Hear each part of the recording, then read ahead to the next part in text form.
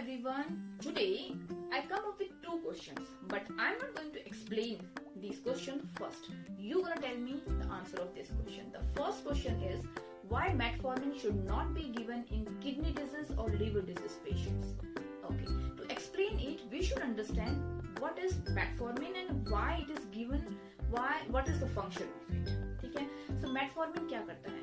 We are mostly giving type 2 diabetic patients. So metformin क्या करता है? Metformin हमारे ग्लूकोज लेवल को कम कर देता है बॉडी के. कैसे करता है? बाय ग्लूकोनियोजेनेसिस को इनहिबिट करके, मतलब ग्लूकोज नहीं बनने देता है. ठीक है?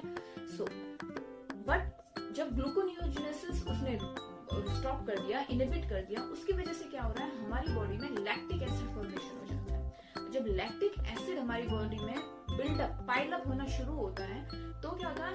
हमारी जो अगर अवर लीवर और हमारी किडनी हमारी नॉर्मल है, ठीक है सब कुछ, तो क्या होगा? लैक्टिक जो एसिड जो एक्स्ट्रा अमाउंट में जमा हो रहा है वो सब क्या होता है? बॉडी से बाहर निकल जाता है. But if our kidney our liver is not working properly or if we are having some disease condition, so क्या होगा? वो लैक्टिक एसिड हमारे किडनी में, हमारे लीवर में क्या होता है? स्टोर होता है. उसकी वजह से क्या होता है? Patient land up into lactic acidosis और क्या होती है? कंडीशन बहुत सीवियर हो जाती है. ठीक है?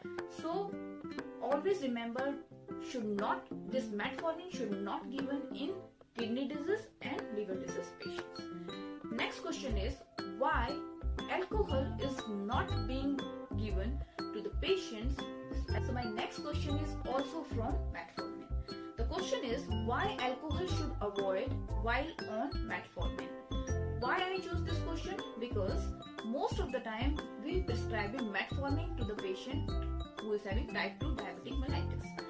So we should know what to give and what not to give, and so that we can give the health teaching to the patients. ठीक है?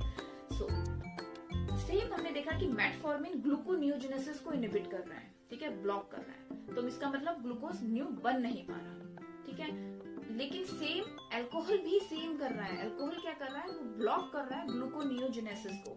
सो उससे क्या, उसमें हो क्या रहा है? जो पायरुवेट है बॉडी में, वो क्या कर रहा है? वो ग्लूकोज में ना चेंज होके वो चेंज हो रहा है लैक्टेट में. ठीक है? सो ग्लूकोज में न्यू ग्लूकोज बन नहीं रहा और पायरुवेट किस में चेंज हो रहा है? लैक्टेट में. तो again it causes lactic acidosis and metformin, I have already told that metformin also causing the lactic acidosis. So यहाँ पे क्या हो रहा है? दोनों सिनर्जिस्टिक इफेक्ट दिखा रहे हैं, दोनों सेम एक्शन कर रहे हैं. तो क्या होगा ultimately? Patient land up into severe hypoglycemia. So we have to tell the patient to avoid the alcohol while on metformin. This is